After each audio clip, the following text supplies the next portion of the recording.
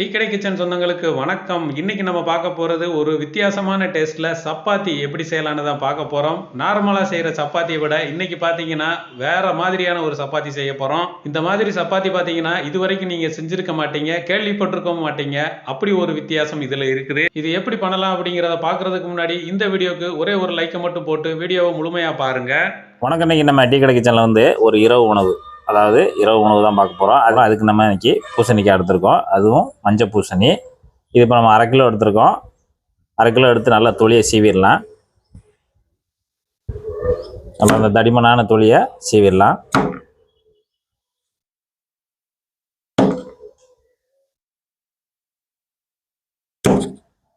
நம்ம தொலியை பூரா நீக்கியாச்சு. அதுக்கு பிறகு அந்த உள்ளுக்கு இருக்கிற விதையும் அந்த சதையும் நீக்கிடலாம். விதையோடு சேர்ந்த சதை அதையும் இப்படி நீக்கிடலாம் தனியாக.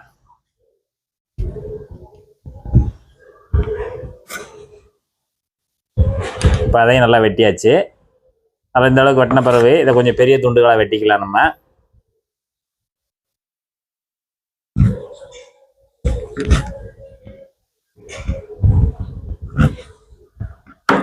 அவ்வளோ வலுவாக இருக்கு.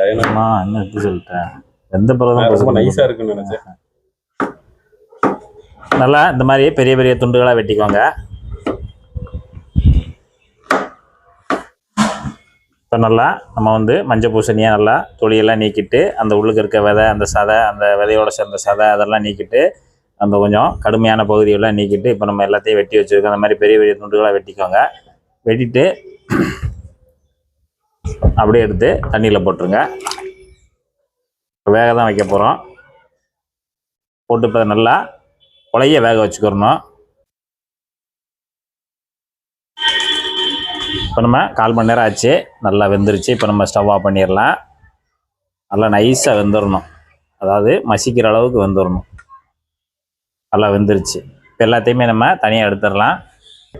இப்போ நம்ம வந்து இதை நல்லா மசிக்க போகிறோம். அதனால் நல்லா தண்ணியை எடுத்துட்டு இந்த பாத்திரத்தில் போட்டு நல்லா மசிச்சுக்கிடுவோம். இப்போ நல்லா மசிச்சுக்கிடுவோம்.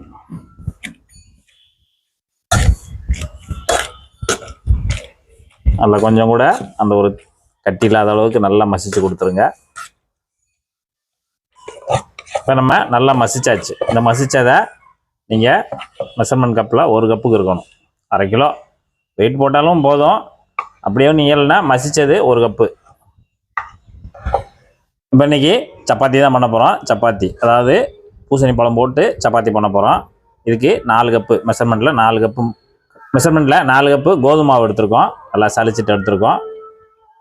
இது நம்ம 1/2 கிலோ வரைக்கும் வரும். இதோட சேர்த்து ஜீனி, வெள்ளை ஜீனி ஒரு 1/2 டீஸ்பூனு. இதுக்கு தேவையான உப்பு ஒரு 3/4 டீஸ்பூனு.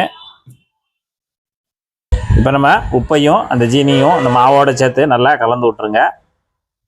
கலந்தாச்சு. கலந்ததுக்கு பிறகு இதில் 2 டேபிள் ஸ்பூனு எண்ணெய், சன்ஃப்ளவர் ஆயில் தான் சேர்த்துருக்கோம். 2 டேபிள் ஸ்பூனு. அதோடு சேர்த்து இப்போ நம்ம வேக வச்சு வச்சுருக்கக்கூடிய பூசணி பழத்தை நல்லா மசிச்சு வச்சுருக்கோம். அது மெஷர்மெண்ட்டில் 1 கப்பு, அதாவது 4 கப்புக்கு 1 கப்பு. அதையும் உள்ளே சேர்த்துட்டு இப்போ நம்ம அந்த இருக்கிறதுலே முதல்ல பிசைஞ்சிக்கிடுவோம். அந்த எண்ணெயிலையும் அந்த பூசணி பழத்தையுமே பிசைஞ்சிக்கிடுவோம். அடுத்து தண்ணி சேர்க்கணும். தண்ணி சேர்க்குறதுக்கு நீங்கள் பக்கத்தில் தண்ணி கொஞ்சம் சுட வச்சு, வெதுவெதுப்பான தண்ணி சுட வச்சு வச்சுக்கோங்க. எவ்வளோ தேவையோ அதுக்கு தக்கன நம்ம தண்ணி ஊற்றி பிசைஞ்சிக்கிடலாம்.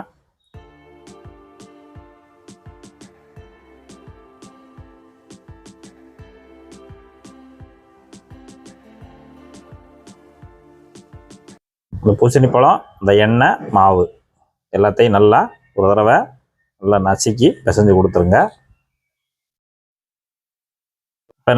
இப்போ வந்து பிசைஞ்சாச்சு. இப்போ இதுக்கு தேவையான தண்ணி வந்து வெதுவெதுப்பான தண்ணி சேர்த்துக்கலாம். கொஞ்சம் கொஞ்சமாக, மொத்தமாக சேர்த்துற வேண்டாம். ஒரு 50 ml போட்டு நல்லா பிசைஞ்சு கொடுத்துடலாம். வந்து டேஸ்ட் நல்லா அருமையாக இருக்கும், சாஃப்டாகவும் இருக்கும். ஒரு தடவை நம்ம சப்பாத்தி சாப்பிட்ணுன்னு நினைக்கும் போது இந்த மாதிரி ஒரு பூசணி பழத்தை வாங்கி நம்ம ரெடி பண்ணி சாப்பிட்டு அதனோட டேஸ்ட் எப்படி இருக்குன்னு நம்ம பார்த்துடலாம்.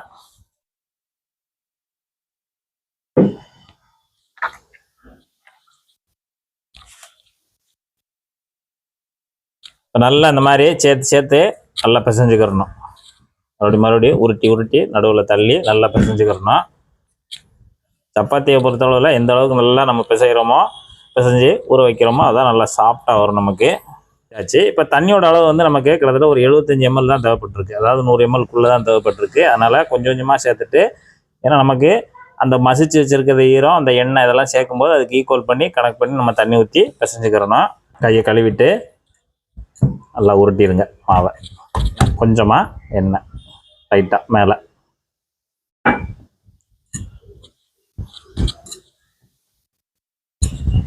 மூடி ஒரு 10லேருந்து 15 நிமிஷம் வரைக்கும் நல்லா ஊறட்டும். மாவு ஊற வச்சு 1/4 மணி நேரம் ஆயிடுச்சு. மாவை எடுத்துருங்க தனியாக. இப்போ மறுபடி ஒரு தடவை நல்லா பிசையணும், நல்லா மாலிஷ் பண்ணணும். மறுபடியும் இந்த மாதிரி நல்லா உள்ளங்கையை வச்சு அழுத்தி தேய்ங்க. தேய்ச்சி இந்த மாதிரி மேலே எடுத்து போட்டு மாவை நல்லா பிசைஞ்சு கொடுக்கணும். மறுபடியும் ஒரு தடவை, ஏற்கனவே பிசைஞ்சு ஊற தான் வச்சுருக்கோம். இப்போ மறுபடியும் ஒரு தடவை பிசையணும். இருக்கட்டும், நம்ம உருண்டை போட்டுக்கலாம்.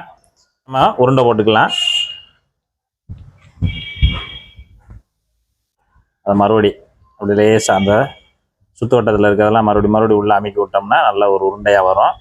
அவ்வளோதான், இந்த அளவுக்கு ஒரு உருண்டை. இதே போல் இந்த அளவுக்கு, அதாவது நமக்கு எந்த அளவுக்கு தேவையோ அந்த அளவுக்கு. இப்போ நம்ம உருண்டைகள் போட்டு வச்சாச்சு. நான் வந்து இன்றைக்கி பெருசாக தான் போட்டிருக்கேன். நீங்கள் இதோட சிறுசாக கூட போட்டுக்கலாம். மைதா மாவு போட்டு ஒரு உருண்டை எடுத்து நல்லா வட்டமாக பண்ணிக்கோங்க. ரவுண்டாக தேய்ச்சிக்கலாம். நல்லா அந்த லைட்டாக நம்ம அந்த மைதா மாவு இல்லைன்னா நமக்கு கிழங்கு மாவு போட்டு தேய்க்கும் போது நல்லா அது விரிஞ்சு கொடுக்கும். நல்லா தேய்க்க நல்லா விரிஞ்சு கொடுக்கும்.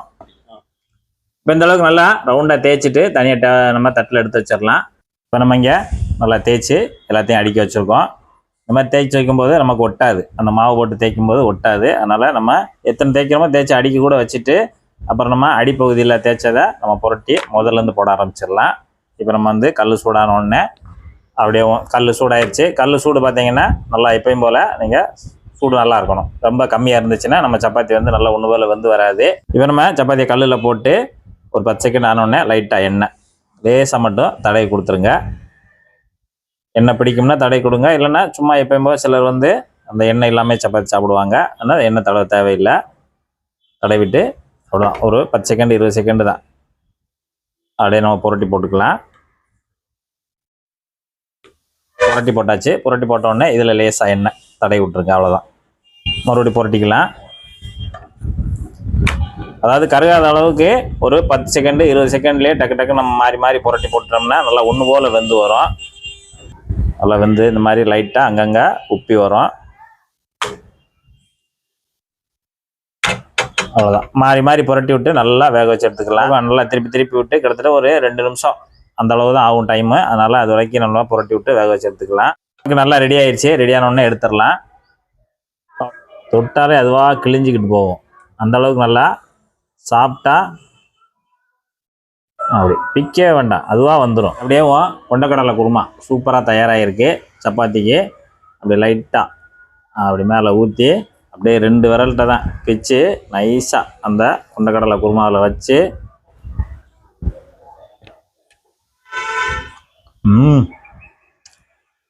சப்பாத்தி ஒரு வித்தியாசம் நல்லா சாப்பிட்டா நல்லா அருமையாக இருக்கும்.